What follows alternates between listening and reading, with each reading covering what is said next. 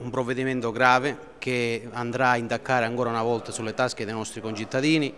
un provvedimento che a nostro modo di vedere non andrà a risolvere i problemi perché ormai il governo nazionale ha deciso di commissariarci e quindi il paventato dissesto finanziario dove ci parlano di tariffe al massimo, dove ci parlano di precari che andranno a casa è già sul campo. Il governo nazionale ha già deciso da tempo di commissariarci, sta semplicemente costringendo noi amministratori e consiglieri comunali a sporcarci le mani per sopperire alle loro mancanze. Noi abbiamo detto no,